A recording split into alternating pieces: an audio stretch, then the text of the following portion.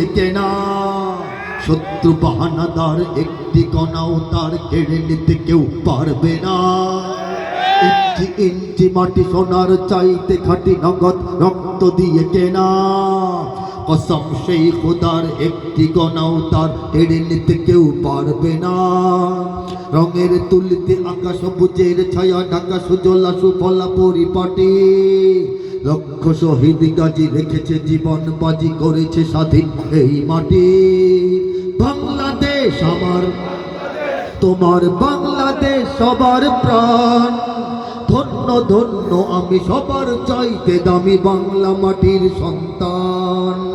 বাংলাদেশ আমার, তোমার বাংলাদেশ খোদার দান।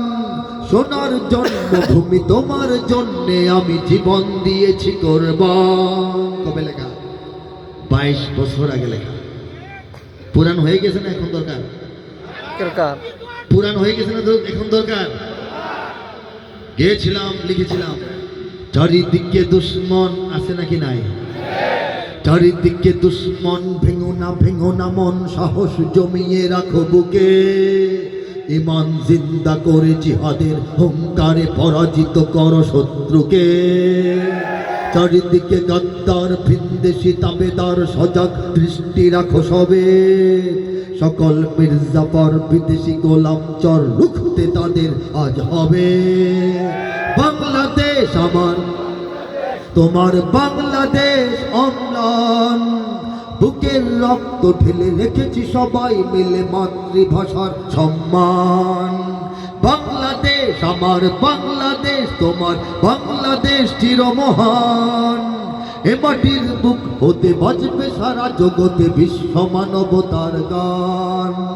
অনেক দামের দেশ নাকি সস্তা দেশ? অনেক দামের দেশ, রক্ত ঘামের দেশ, মায়ার বাঁধন বড় বেশি। হিন্দু মুসলমান বৌদ্ধ বা খ্রিস্টান পাহাড়ি বাঙালি এক দেশে। কেন তবে সংঘাত, কেন কিসের বিবাদ? ভাই ভাই রাখো হাত হাতে। সমরে পক্ষপাতী হয়েছে শ্রেষ্ঠ জাতি, নজির দেখাও দুনিয়াতে। বাংলাদেশ আমার, বাংলাদেশ তোমার বাংলাদেশ খোদার দান। সোনার জন্মভূমি তোমার জন্যে আমি জীবন দিয়েছি কোরবান। কারা কারা তৈরি আছেন আপনারা? কারা কারা বাংলাদেশের জন্য জীবন কোরবান করতে উসমান হাদির মতো প্রস্তুত হয়ে আছেন? হাত তুলে দেখা। লিল্লাহি তাকবীর, লিল্লাহি তাকবীর।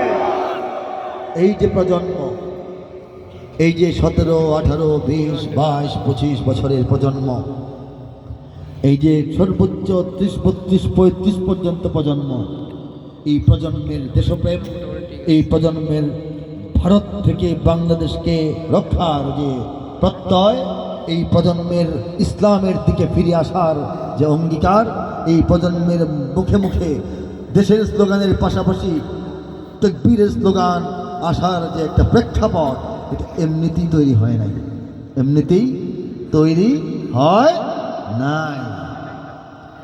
25টা বছরের মেহনতের ফল, 25টা বছরের রাজনৈতিক চিন্তা, দর্শন, সঙ্গীতে, কবিতায়, বক্তৃতায় এদেশে আলেম সমাজ ছড়িয়েছেন, যেগুলো আমাদের প্রজন্ম ক্যাচ করতে পেরেছে। ঠিক কিনা বলেন? কথা ঠিক কিনা বলেন? দেখেন, 2010 সালে যখন রাষ্ট্রধর্ম ইসলাম রাখা হবে কি হবে না, ঢাকার মোড়ে মোড়ে মূর্তি বসিয়ে এই প্রজন্মকে মূর্তি পূজারী বানিয়ে ফেলার চক্রান্ত, আলম ওলামাদেরকে জঙ্গি জঙ্গি বলে নিস্তব্ধ করে দেওয়ার চক্রান্ত, মাহফিলগুলোকে বন্ধ করে দেওয়ার চক্রান্ত, বৈশাখের নামে ভিনদেশি ভিনধর্মী সংস্কৃতির সয়লাভ বাংলাদেশে ঘটিয়ে দেওয়ার চক্রান্ত, সব যখন একসঙ্গে চলল, তখন অনেকের মনের মধ্যে একটু আশঙ্কার দোলাচল, ইসলামের কি হবে? ঠিক কিনা? 2010 আল্লাহ পাক রব্বুল আলামিন এই জাতিকে জাগ্রত করার জন্য, এই প্রজন্মকে সাহস যোগানোর জন্য, দিক নির্দেশনার জন্য কিছু সঙ্গীত লিখিয়েছিলেন। সেখান থেকে একটি শোনাচ্ছি। আমি গিয়েছিলাম 2010 সালে। বাংলাদেশের সব মানুষের নাম বদলাতে পারে, বইয়ের পাতায় স্বাধীনতা সংগ্রাম বদলাতে পারে। বাংলাদেশের সব মানুষের নাম বদলাতে পারে, বইয়ের পাতায় স্বাধীনতা সংগ্রাম বদলাতে পারে। বঙ্গোপসাগরের সব পানি যেতে পারে শুকিয়েও, গোটা রাজধানী গিলে নিতে পারে বুড়ি গঙ্গার ঢেউ। বঙ্গোপসাগরের সব পানি যেতে পারে